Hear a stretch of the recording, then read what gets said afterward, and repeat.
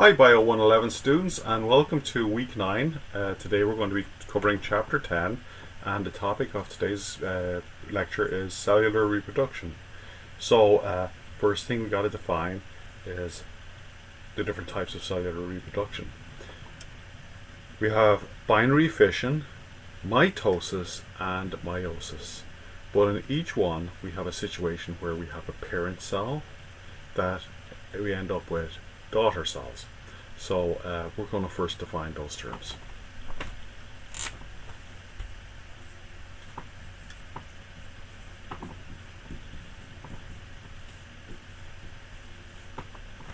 So let's say we have a parent cell here, and the next generation after cellular reproduction, call these the daughter cells.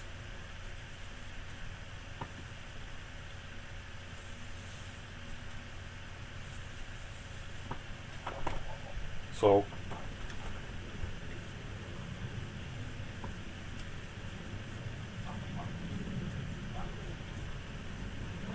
if this was mitosis, we would have a situation where we would have a diploid parent cell,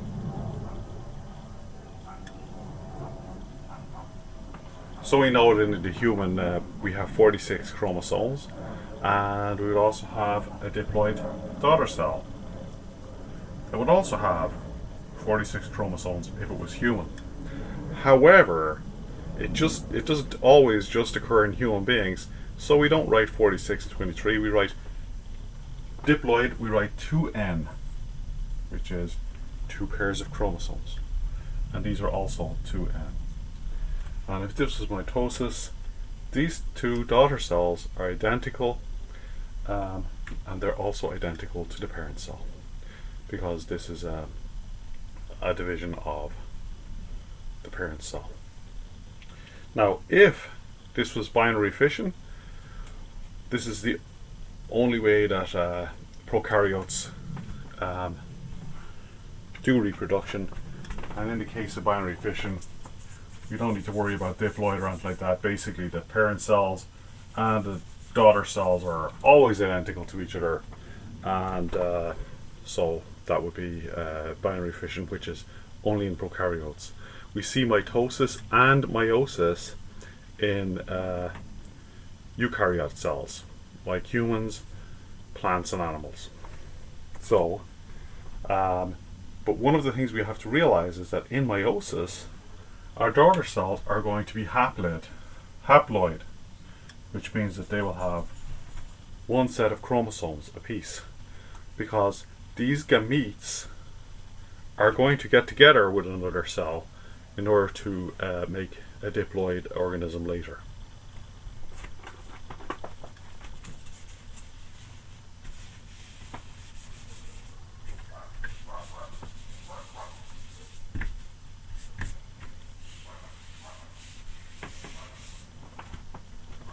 So let's now talk about stem cells.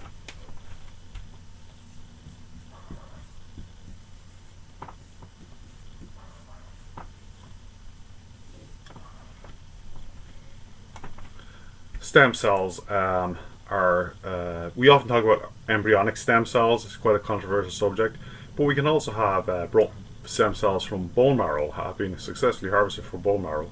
And basically what's good about a stem cell from the point of view of being interesting is that it is a precursor cell, and we call it that because it is capable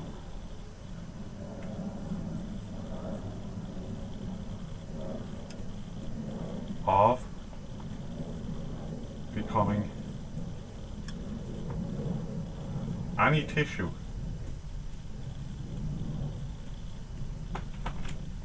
in the organism that we want to it to be, and it is called pluripotent, and especially for embryonic stem cells, they are naturally pluripotent.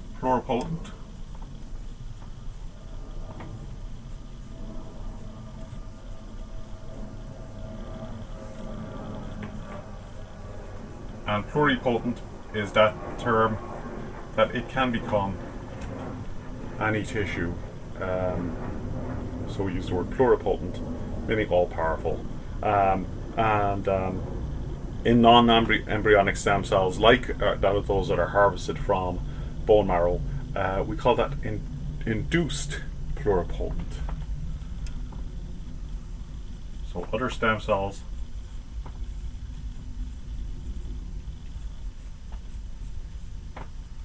have induced pluripotency.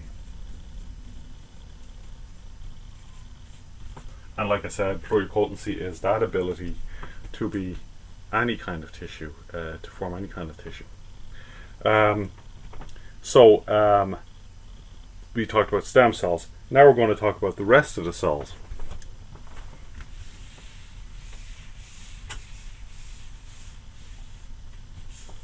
The rest of the cells are differentiated.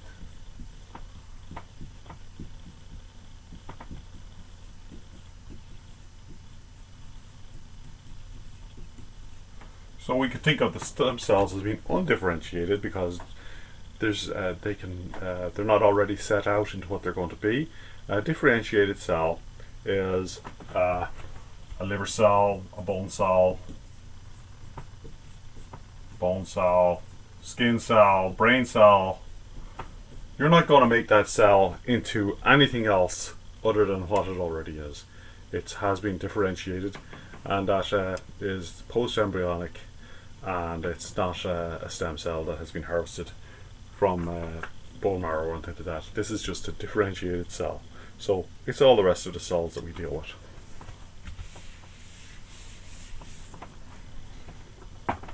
So there are two forms of reproduction. We have sexual reproduction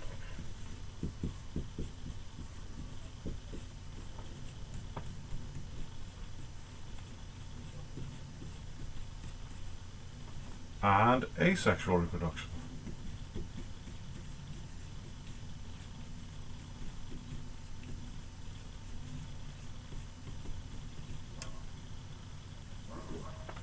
So sexual reproduction involves two parents. Two peas, each one gives us one haploid gamete apiece.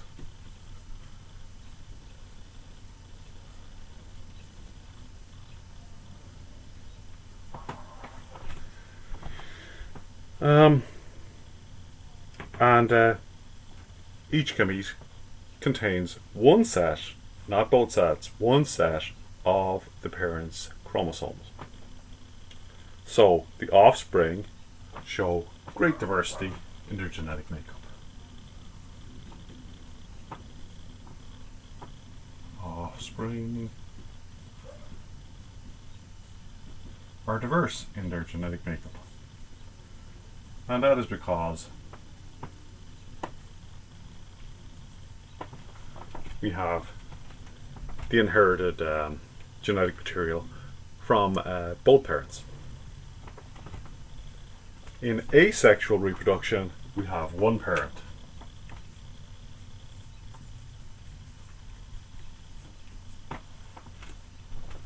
And all gametes, there's no gametes involved at all. All the genetic material in asexual reproduction is from one parent. And the offspring are genetically identical to each other and to their parent. So there is less. In fact, no genetic diversity, we might as well say, because they're the exact same.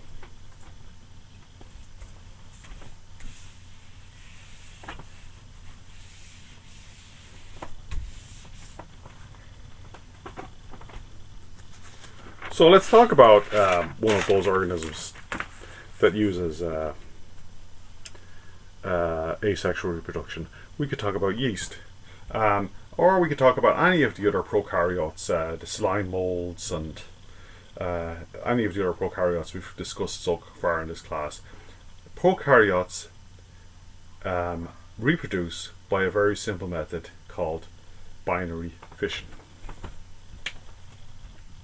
it involves no mitosis, no meiosis, and it is only prokaryotes. And I will go through the steps of binary fission. So we have genetic material in here. We have a simple cell with a cell wall, or cell membrane, and the slime wall that often accompanies the cell membrane in prokaryotes. And what happens is we get a little bit of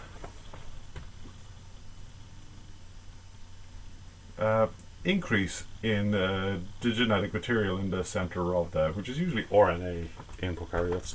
We'll get a little bit of increased production of the genetic material in here, and we'll also get some elongation. So you start seeing it getting longer. And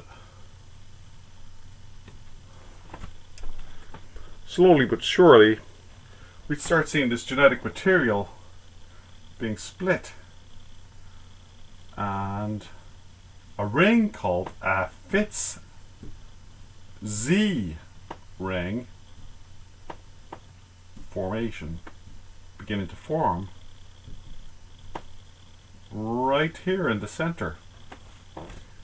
And once that starts to form, you start getting what they call a septum. So if you think about the divider between your nostrils, that's called a septum also. The septum begins to form,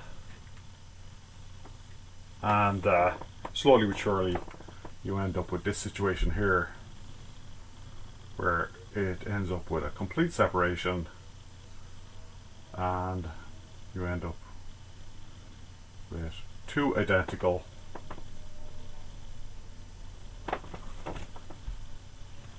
offspring. So that really is, other than the Fitz-Z protein ring, that's really the only thing that you could really talk about. And those Fitz-Z proteins, when it's not dividing, they're found throughout the cytoplasm of the prokaryote. But once that binary fission process starts, they start to concentrate in the center, and that's when you start getting that septum forming, which separates them out. So in eukaryotes we have mitosis. This is a much more complex situation. This is the simple process of binary fission, and important things to remember are that the offspring are identical to their parents and to each other, and also that there is this ring formed called FTSZ, Fitz-Z, and that's how binary fission occurs.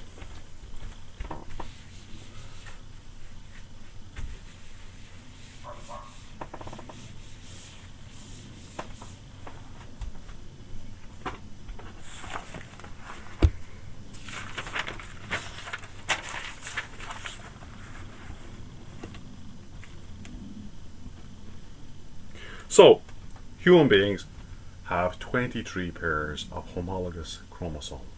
Now, homologous means that they basically, both chromosomes in a pair are the same. They code for the same stuff. So, the DNA is coiled into these chromosomes. And the way in which it's coiled is we have genes which are specific nucleotide sequences, and they are in very specific places. So if we have this chromosome here,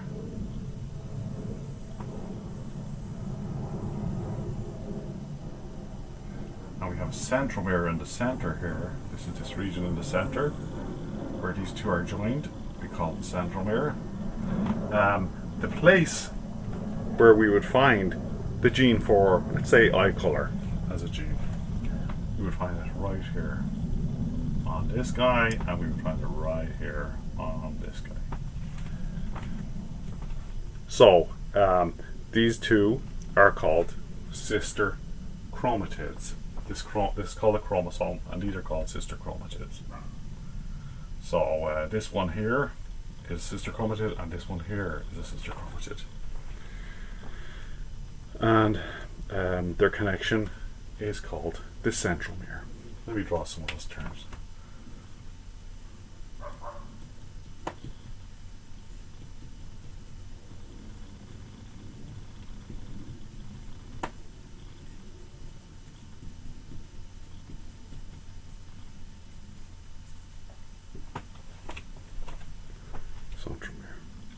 So the location of a gene is called the locus. So, like I said, this is eye color.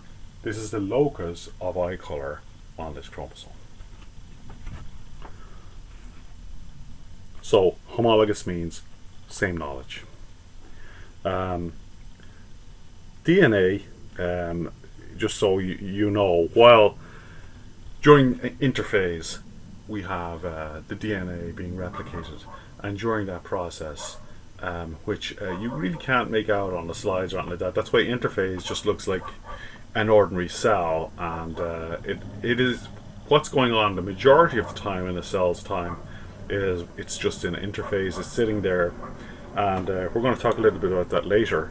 But for now, one of the things that you should know is that during the interphase, we're going to define a few terms that you're going to know, and we have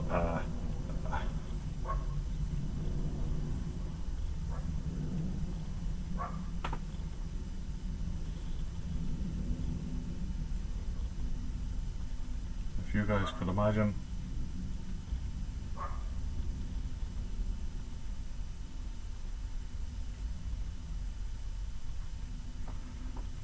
imagine this is 8 proteins known as histones. So histone proteins, and we have DNA tightly packaged around the histones. So we'll have the strands tightly packaged around these 8 histone proteins, and we're making a complex called chromatin. And so we end up with lots of these bead-like structures strung together, and they're called each one is called a nucleosome, and it makes up chromatin. So here's one, and then we'll have some strands, and we'll have another one, and so it'll be like a string of beads almost. And this is the way that the DNA is packaged into onto these nucleosomes, which is each one of these is called a nucleosome.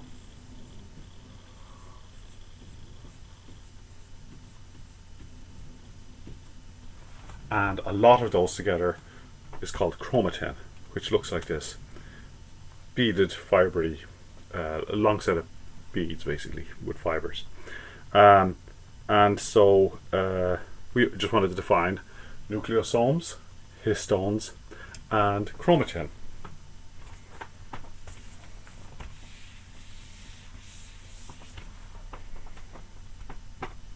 So telomeres are another term that you need to know, and so I always think of telomeres as like this. You have strands of DNA, and as you know, it's a double-stranded thing, and we might have a situation where the DNA would fray at the ends. Well, something that prevents that from happening is a telomere, and I think of it as being a bit like the little plastic bits that you have on the ends of your shoelaces that kind of wrap up the ends and form some sort of protective coating, and it prevents the ends from fraying. And one of the things that you need to know about telomeres is that shorter telomeres are found in older individuals, and longer telomeres are found in younger individuals. And so we associate telomeres with aging. And longer are younger cells, and older are older cells, or shorter are older cells, and these telomeres are protective structures that I guess you could say they're preventing overly rapid aging.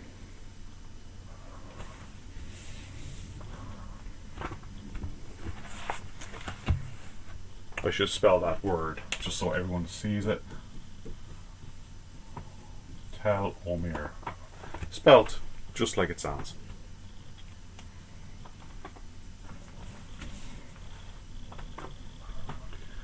So I'm supposed to define independent chromosomes and duplicated chromosomes, but actually I wouldn't worry too much about it. All you need to know is that duplicated chromosomes are what we have towards the end of the interphase when we're getting ready to go into prophase, which is the very first stage of mitosis. So the interphase is the longest phase of the cell's lifetime. It has different phases, and we're going to cover them.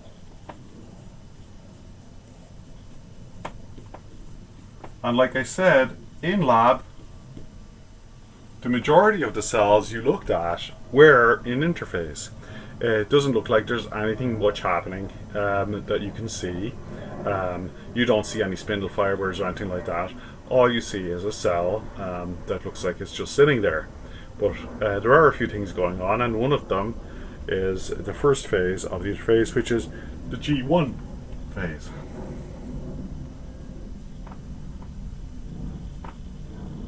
So during the G1 phase of interphase, what we've got going on is growth and nutrition. This is also called first gap.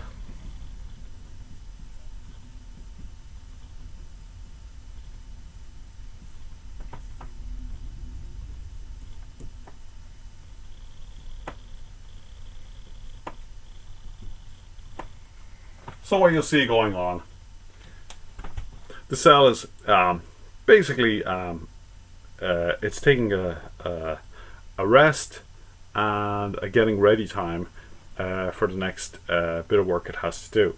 So what we'll have is growth and nutrition going on, and we have energy building.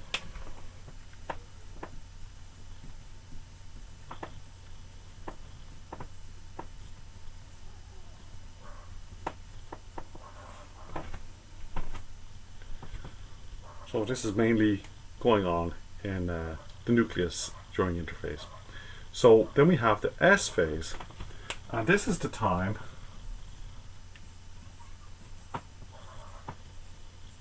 of DNA synthesis. So synthesis, as you could guess, is making something. So we're making a new DNA. That's also called DNA replication. And so what we've got going on is identical pairs of DNA molecules are being formed, and centrosomes are also being duplicated within these cells. So after that work, we have the next phase of interphase, and that is called G2, called the second gap. And you might have some organelle replication outside the nucleus.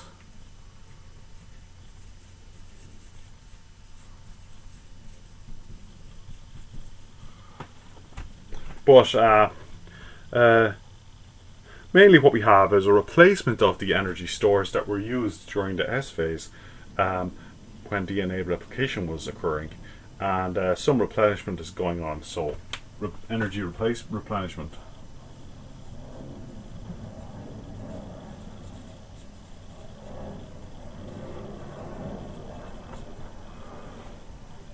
And so that's our interphase, which is the time in which the cell looks like it's stabilized and nothing much is happening. Also during this time, we should talk about the 3 checkpoints. 3 checkpoints that occur during interphase are G1, G2, and M. And so those 3 checkpoints are very important because you're checking for genomic damage in a cell.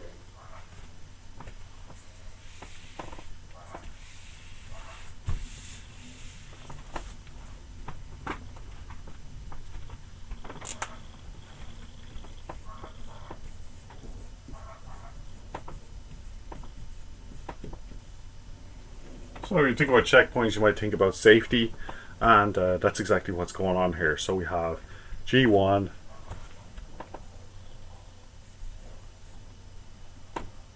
checkpoint is for genomic damage.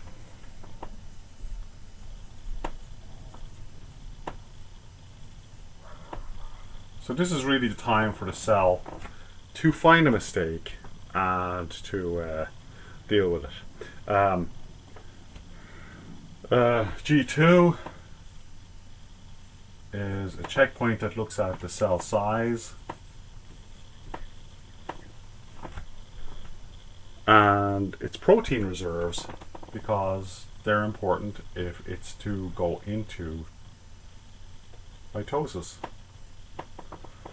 And cells that go into mitosis, it's definitely, the body wants to make sure that any cell going into division is a healthy cell that is ours 100% and not a foreign cell, and is not mutated. So hence we have the test for genome damage, and we have the test for the protein reserves to make sure that this cell can be successfully sent through mitosis.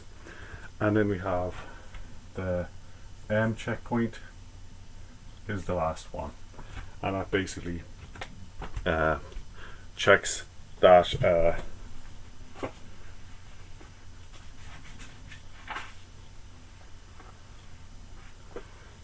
it again is another checkpoint that also is in the interface, and it checks the cell to make sure that it will be able to go through mitosis.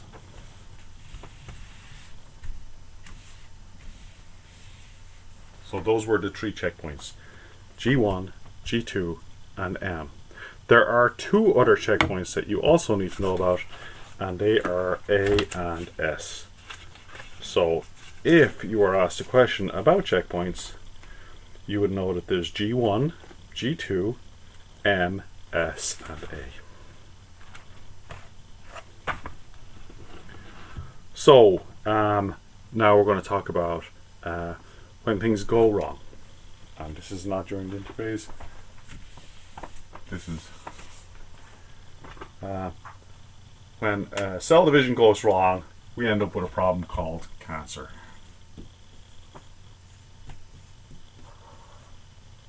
And by definition, in most cases, cancer is uncontrolled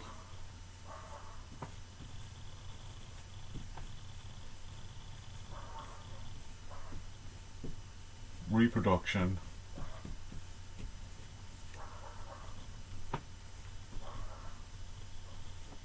or you could say growth. In our case, in this case, reproduction and growth are the exact same thing when it comes to cell division. And so uncontrolled reproduction or uncontrolled growth of mutated cell.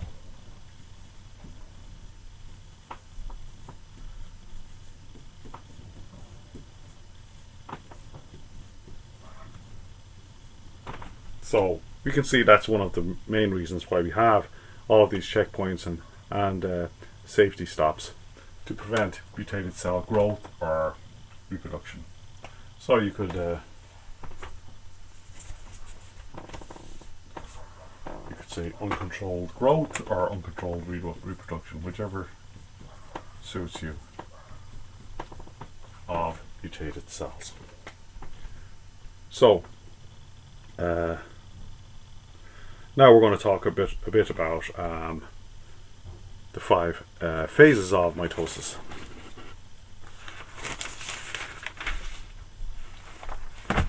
So as I said, the cell is in interphase under normal conditions, under the thing. So there's not much going on except a little bit of replication of DNA, and it's getting ready for the situation that we're going to see now, which is called mitosis.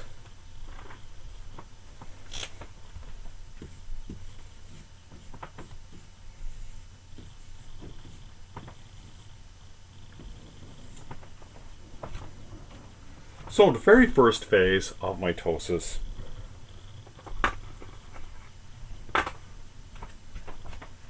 is called prophase.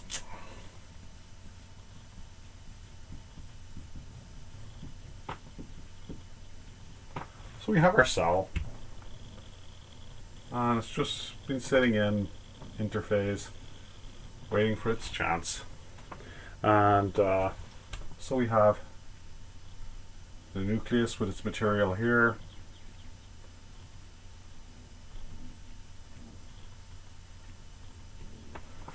And we have a nuclear envelope around the nucleus. And we also have the organelles like this, little mitochondria here, maybe some sort of vacuole. This is an animal cell. In this case, as you can see, there's no cell walls, but so you might have a few different little organelles and stuff going on there. And what begins to happen is the nuclear membrane starts to break down, and simultaneously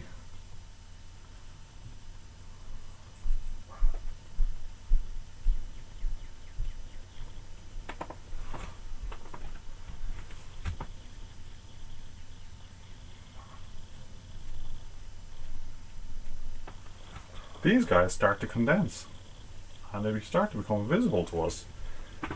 And so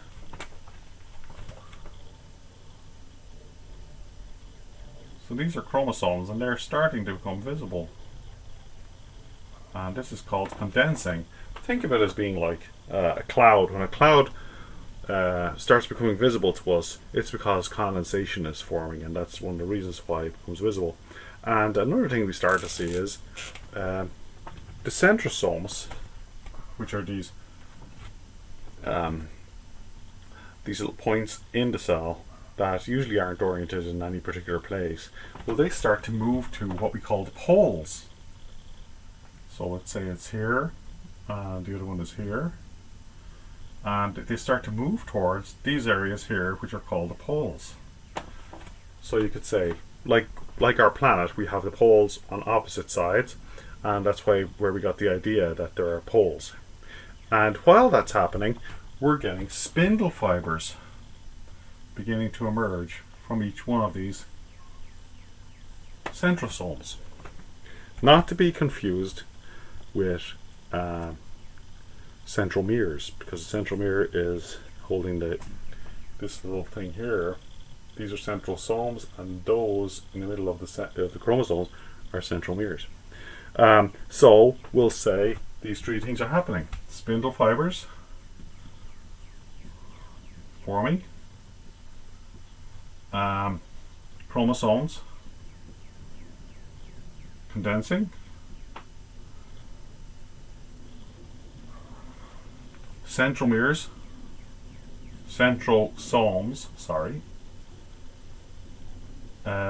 moving to poles, and nuclear membrane breakdown.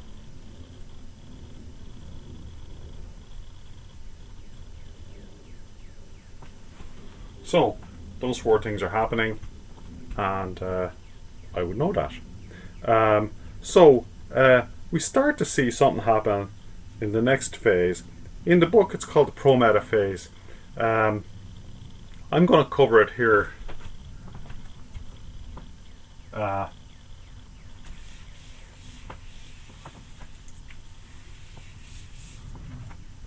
Prometa phase. I'm basically going to look particularly at the sets of chromosomes. So what you're having here in the nucleus that I just showed you is, this will be a set of chromosomes. And where the centromeres were, we begin to see these structures forming called kinetochores. And kinetochores are the points of attachment for the spindle fibers when they start to move in the next phase, which is metaphase. And so we start to see the chromosomes continue to condense. We saw that happening earlier, and become more visible. And these kinetochores, spelled like this,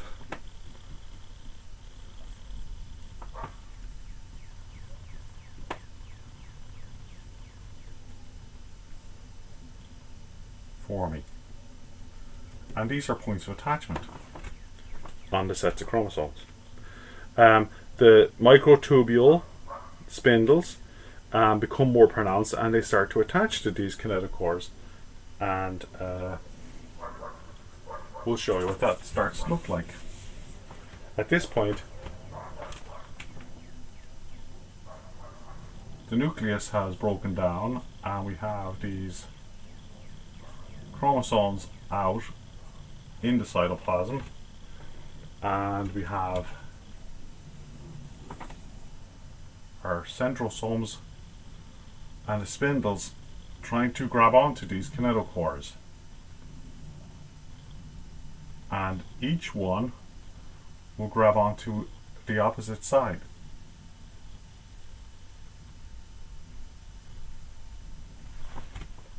And in the next phase, which is called metaphase, when everything is fully attached, we start to see this happen.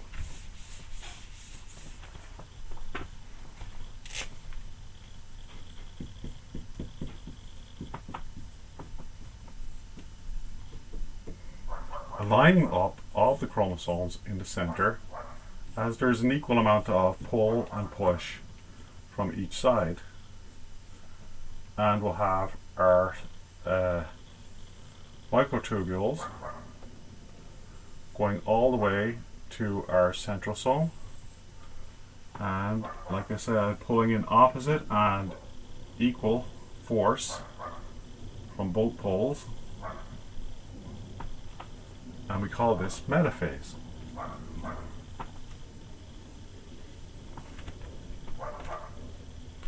So, I don't know if you want to use meta as an idea for how we remember middle, or I don't know how to really help you, but everything lines up in the middle and it's being pulled like a tug of war from both sides.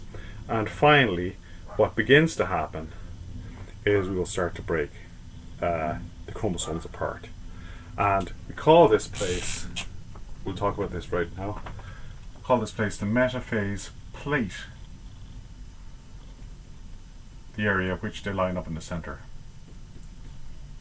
We like to use the words plate and cleavage furrow in biology, and in this case we call that a plate because it's a solid looking structure. And so each sister chromatid, because each side is one sister chromatid, is attached by their kinetochore to one side of the spindle. We call this now a spindle, on the opposite poles.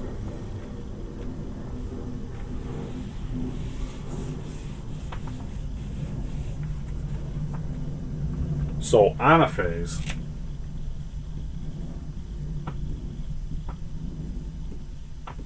is when the separation has occurred, and we start to see the spindles contracting, and each has a sister chromatid, which will later become a full chromosome, and they're elongated, and so the cohesin proteins, which were the things that were holding these together, have broken down. So that's one of the things to remember during anaphase.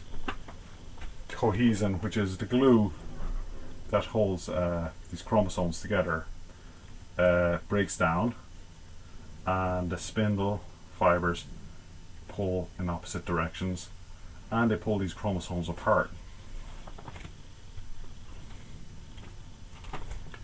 And finally we get to telophase, which is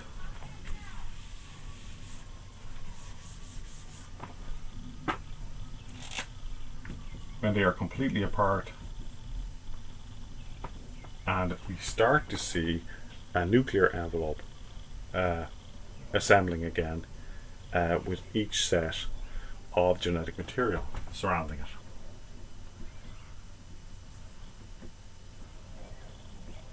And again, this starts to look less like chromosomes or half chromosomes and starts to go back into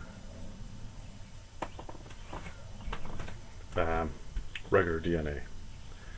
And so the chromosomes decondense, which is the correct term for becoming less visible, and they form the newly formed nuclear envelope, and the mitotic spindles that were there earlier, they break down during this phase, which is telophase.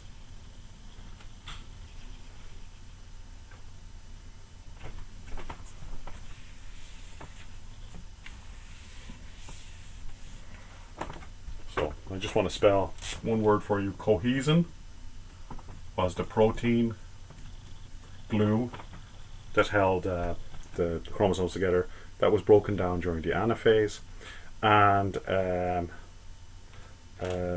think that's really all I wanted to say to you.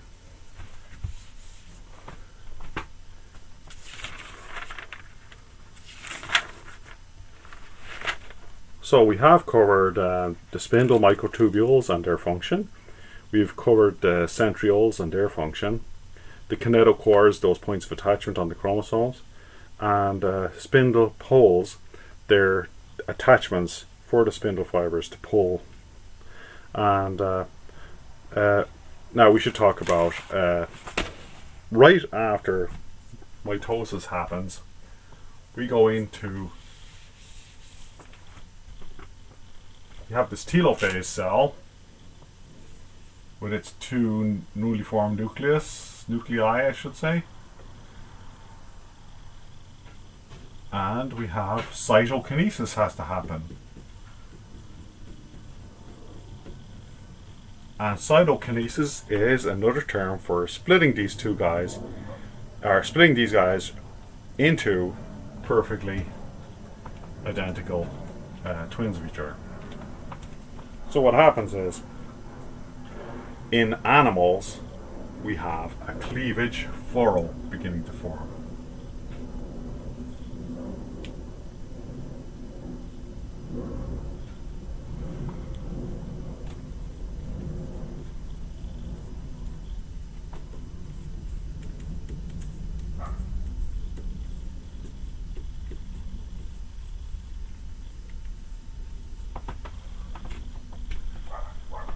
So that's what we call it in animals, and in plants we don't call it a cleavage furrow, we call it a plate. So there's that term plate again.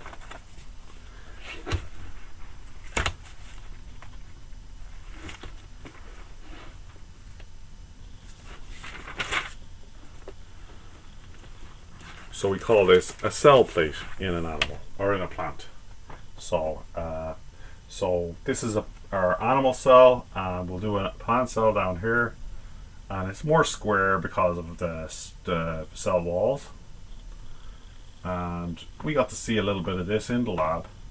We start seeing this thing happening here with cleavage furrow with the membrane, and then we start seeing a plate, which is the new cell wall coming down the center, and so that these two slowly but surely start to become two separate cells. So that's all we have for you. That was chapter 10, and we talked about mitosis and binary fission. Next week will be chapter 11. We will be talking about meiosis. Thank you.